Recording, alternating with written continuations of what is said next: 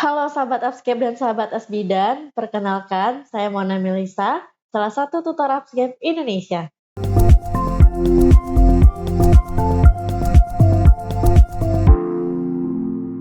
Oke, pertama kita masuk ke pembahasan masalah dalam kebidanan komunitas, di mana ada kematian ibu dan bayi, infeksi menular seksual, kehamilan remaja, BBLR, serta masalah sosial budaya. Nah, peran dan fungsi kebidanan komunitas itu pertama sebagai pendidik, ya, bidan berupaya merubah perilaku komunitas di wilayah kerjanya. Bidan memberikan penyuluhan di bidang kesehatan ibu dan anak, serta keluarga. Dua, bidan sebagai pelaksana atau provider, di mana bidan memberikan pelayanan kebidanan kepada komunitas. Tiga, sebagai pengelola, bidan mengelola sendiri pelayanan yang dilakukan. Bidan mengelola kegiatan kebidanan, baik itu di unit puskesmas, polindes, posyandu, dan PMB. Keempat, bidan sebagai peneliti, di mana bidan berfungsi mengkaji perkembangan kesehatan pasien yang dilayaninya. Bidan dapat memberikan kesimpulan atau hipotesis dan hasil analisisnya. Selanjutnya, di kebidanan komunitas, kita akan mengenal peran serta masyarakat, ya. Jadi perlu sekali kita garis bawahi, kebidanan komunitas itu sebenarnya base-nya itu pada masyarakat ya, sahabat Asbidan semua. Nah, peran serta masyarakat itu dibagi di beberapa step ya atau langkah. Pertama, pertemuan atau pendekatan tingkat desa. Hal ini merupakan kegiatan awal dari pembinaan peran serta masyarakat itu sendiri. Tujuannya yang pertama, dikenalnya masalah kesehatan setempat secara umum. Yang kedua, dikenalnya program-program kesehatan sebagai upaya untuk meningkatkan derajat kesehatan masyarakat. Yang ketiga, diperolehnya dukungan pamong dan pemuka masyarakat guna melaksanakan upaya kesehatan terpadu. Yang selanjutnya, tersusunnya kelompok kerja untuk survei diri dan ditemukannya jadwal survei. Jadi sebelum kita turun ke suatu masyarakat atau suatu kelompok masyarakat, tentunya kita harus melakukan pendekatan dulu, di mana dalam proses pendekatan itu kita kenalkan masalah-masalah kesehatan secara umum, lalu kita kenalkan program-program kesehatan. Setelah itu kita lakukan advokasi kepada pamong dan pemuka masyarakat di sana, baru habis itu terbentuk kelompok kerja untuk melakukan survei mawas diri ya. Jadi yang kedua langkahnya yaitu survei mawas diri, di mana ini merupakan langkah pengenalan, pengumpulan, pengajian masalah kesehatan oleh sekelompok masyarakat setempat. Nah, biasanya memang ke bidang komunitas ini adik-adik mahasiswa diturunkan ke lapangan di beberapa tempat ya, seperti 1 sampai 2 RT diturunkan ke sana, satu kelompok sekitar 10 orang, lalu nanti adik-adik melakukan pendekatan dulu ke masyarakatnya, lalu setelah itu melakukan survei mawas diri, di mana adik-adik mahasiswa melakukan pengumpulan dan pengkajian masalah. Biasanya ada kuesionernya ya yang kita persiapkan untuk mengkaji masalah tersebut.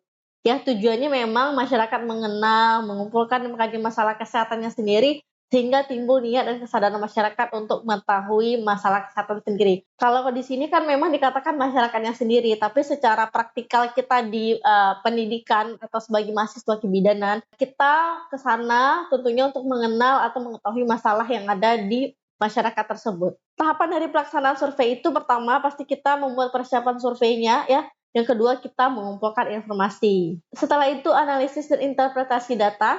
Setelah datanya terkumpul semuanya, misalnya ada sekitar ratusan kakak, 100 kakak, misalnya kita olah data tersebut ya, kita olah data tersebut. Setelah itu kita interpretasi data atau artinya kita terjemahkan data tersebut ke dalam bentuk data yang bisa kita baca dan dimengerti oleh masyarakat setempat. Nah, selanjutnya setelah kita dapat nih masalah-masalah apa saja setelah kita olah, kita analisis data tadi, kita lakukan musyawarah masyarakat desa, di mana hal itu adalah pertemuan seluruh warga desa untuk membahas hasil survei diri yang merencanakan penanggulangan masalah kesehatan yang diperoleh dari hasil survei dengan bermusyawarah sehingga menjadi keputusan bersama. Tujuannya tentu untuk mengenal masalah, memperoleh kesepakatan, dan menyusun rencana kerja. Jadi ketika kita interpretasi tadi, kita analisis tadi, ketemu nih 10 masalah misalnya. Habis itu kita berangkat ke MMD, Musyawarah Masyarakat Desa. Kita kumpulkan semua masyarakat, kita sebagai pelaksana atau sebagai surveyor, kita presentasikan hasilnya. Setelah itu kita musyawarahkan mana masalah-masalah yang akan kita selesaikan dan apa bentuk intervensinya atau solusi yang bisa kita lakukan bareng-bareng. Nah, selanjutnya pelaksanaan kegiatan ya. Setelah kita dapat masalahnya apa, solusinya apa, maka selanjutnya kita lakukan intervensi ya. entah itu KIE, entah itu program pemeriksaan kesehatan dan lain-lain sesuai masalah yang ada. Selanjutnya kita lakukan monitoring dan evaluasi. Selanjutnya kita masuk ke poin bentuk upaya kesehatan bersumber dari masyarakat. Pertama, ada yang namanya Polindes. Polindes tentunya adalah tempat yang menyediakan pertolongan baik itu persalinan dan pelayanan kesehatan ibu dan anak, termasuk KB di desa. Nah, Polindes ini ada karena memang mungkin jarak dari tempat masyarakat tersebut ke puskesmas itu terlalu jauh, sehingga akan sulit diakses dan Polindes menjadi opsi ketika masyarakat ingin mendapatkan akses kesehatan. Yang kedua, pos obat desa yaitu bentuk PSM untuk pengobatan sederhana bersumber daya masyarakat. Jadi pos obat desa ini pengobatan seperti demam, batuk pilek ya, yang bisa diobati tidak harus ke puskesmas gitu.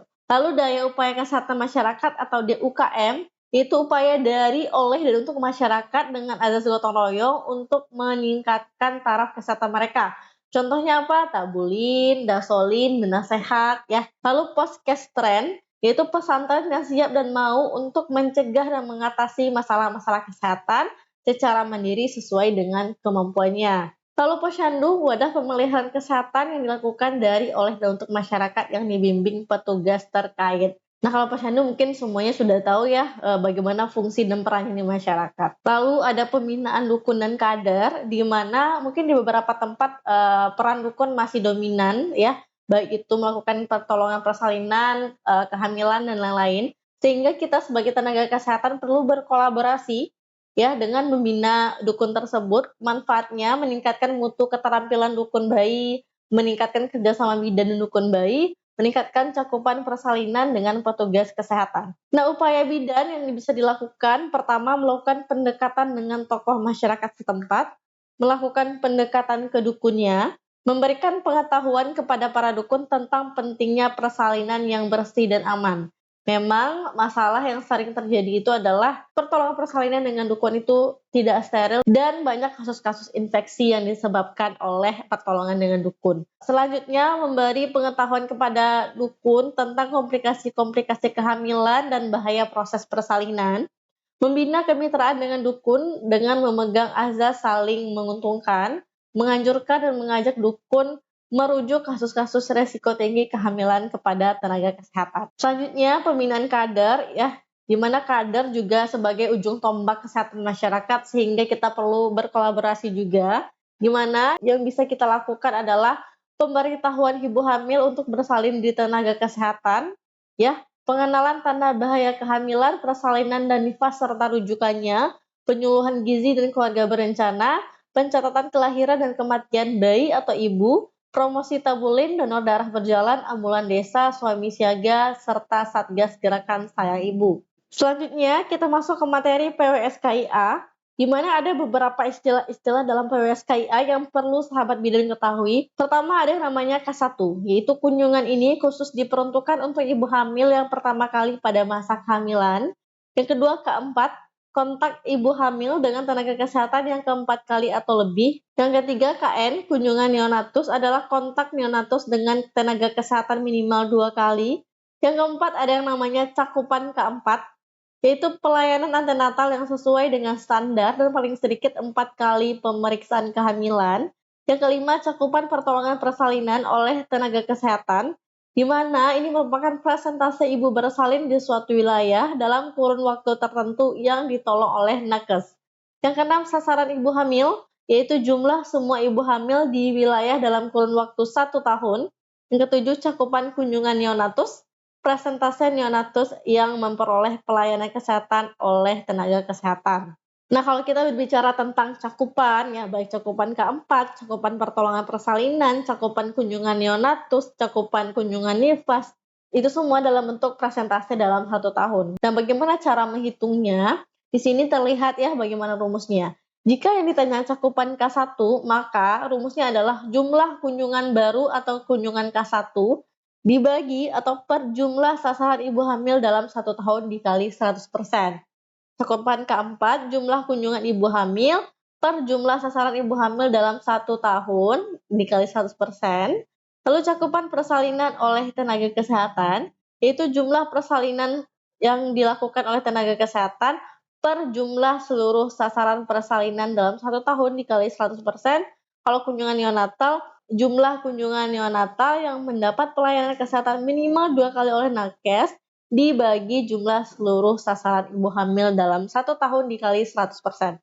Nah, memang jika kita bekerja di puskesmas atau di masyarakat, kita udah harus tahu dari awal tahun itu berapa sih jumlah sasaran ibu hamil di wilayah itu, jumlah sasaran ibu bersalin, jumlah sasaran kunjungan neonatalnya. Maka dari situ kita bisa memperoleh cakupan perkunjungan tersebut. Nah, itulah video pembelajaran tentang kebidanan komunitas part 1. Jangan lupa like, comment, and subscribe YouTube Upscape Indonesia. Sampai jumpa lagi.